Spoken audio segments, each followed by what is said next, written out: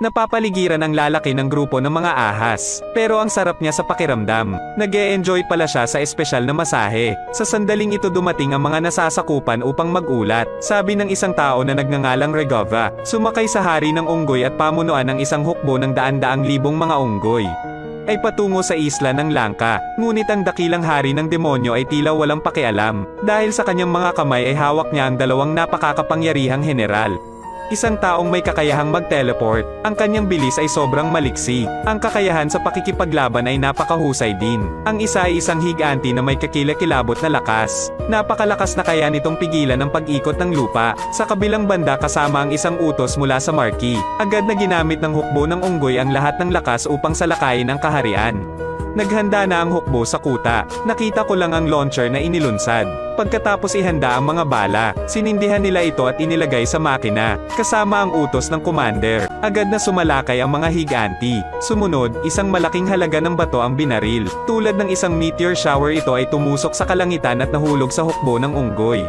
Ang larangan ng digmaan ay naging lubhang magulo, kahit na maraming nasawi, ngunit hindi pa rin mapigilan ang hukbo ng demonyo na sumugod. Ang hindi inaasahang bagay ay, ang kalaban ay may lubhang nakakatakot na sandata. Sa loob lamang ng maikling minuto, maraming buhay ng hukbo ng unggoy ang binawian.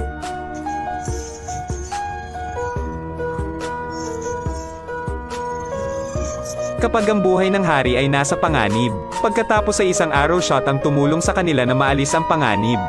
Ito ay lumabas na si Regova ay lumitaw sa larangan ng digmaan sa oras. Bawat palaso lang niya ang nakikita ko. Maaaring mabilis na sirain ang mga sandata ng kaaway, at hawakan ng mga kagyat na problema. Sa sandaling ito, ang hukbo ng demonyo ay agad na tumalon sa ibabaw ng pader. Magkaharap ang dalawang panig. Ang mga sundalong unggoy ay madaling kumilos. Napakabilis na natalo ang kalaban. Ang kalaban ay parang hindi nila kalaban, ay binugbog hanggang sa hindi na makalaban.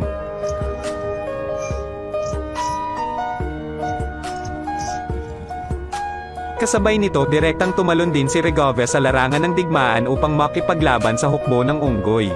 Harapin ang paparating na kalaban. Si Regova ay hindi nag-alala at gumamit ng isang pag-atake upang mapalipad ang kaaway sa lahat ng direksyon. Ang mga hanggal na kaaway ay patuloy na sumusugod, at pinalo ni Regova upang hindi siya makatayo. Sa kabilang banda, sinimulan ng higanti ang kanyang trabaho sa paglilinis ng daan.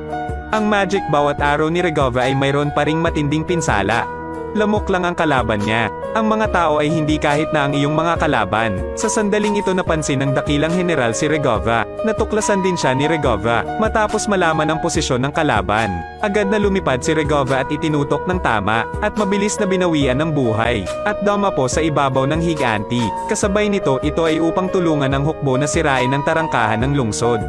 Tumalon ang hari ng unggoy sa pader ng lungsod. Mabilis na makitungo sa mga gwardya. Sunod-sunod na binuksan nito ang pinto. Sa ilalim ng utos ng oso, hindi mabilang na mga sundalong unggoy ang sumugod sa lungsod. Ngunit hindi nagtagal ay pumasok sila sa lungsod, saan nanggaling ang firepower para salubungin sila, at makitungo sa isang malaking bilang ng mga sundalo ng unggoy. Nang maubos ang firepower, maingat na pinangunahan ni Bajrang ang hukbo papasok sa kuta.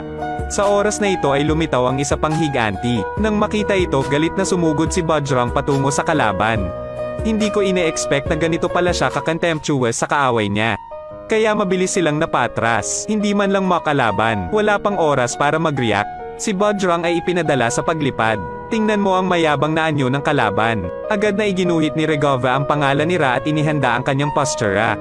Pinagmasdan niyang mabuti ang bawat galaw ng kalaban. Sa isang mapanganib na sandali, agad na nagpaputok ng palaso si Regova, at diretsong bumaril sa kamay ng kalaban. Dahil dito, medyo hindi siya nasisiyahan. Kung gayon, agad na binaril muli ni Regova. Sa wakas, isang shot diretso sa puso. Malinaw na hindi pa rin siya katugma kay Regova. Napakadali para sa kanya ang mga long-range attack. Sa kabilang banda, tahimik na pumasok sa kuta ang nakababatang kapatid ni Regova na may dalang sandata.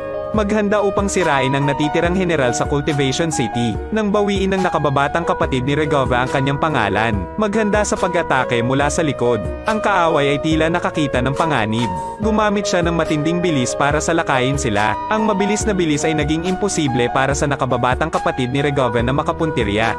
Nagpa siya siyang makipagsapalaran. Nagpaputok siya ng palaso patungo sa kalaban. Ngunit madaling nikailag ang kalaban. Tapos umatake ulit siya. Sa wakas ay itinapon diretso sa tubig. Nang haharapin na niya ang huling tao. Pagkatapos ay biglang bumangon ang nakababatang kapatid ni Regove sa ibabaw. At hinayla siya pababa. Nagsimulang maglaban ang dalawang panig sa tubig. Dapat mong gawin ito dahil mababawasan ang lakas ng pag-atake ng mga kaaway kapag nasa ilalim ng tubig. Sinamantala ng nakababatang kapatid na lalaki ni Regove ang pagkakataon na maipit ang kalaban. Sa hindi inaasahang pagkakataon, diretso siyang sinaksak sa tiyan. Kahit ganoon ay tiniis pa rin niya ang sakit at inilabas ang kutsilyo. Matagumpay na naka-counter-attack, pinisil niya ang leeg niya ng mahigpit. Dahil hindi niya kinaya ang pressure ng tubig at sinakal ay agad siyang napunta sa langit. Pero dahil sa sobrang tagal niya sa ilalim ng tubig, kaya nagsimula ring mawala ng lakas ang nakababatang kapatid ni Regove. Ganun na lang natapos ang laban nilang dalawa, at nahimitay sa ilalim ng tubig. Sa sandaling ito na hinayla ng isang kamay ang nakababatang kapatid ni Regove pataas. Lumabas na pala ang Haring Unggoy para iligtas siya. Pagkatapos ay lumipad diretso sa larangan ng digmaan.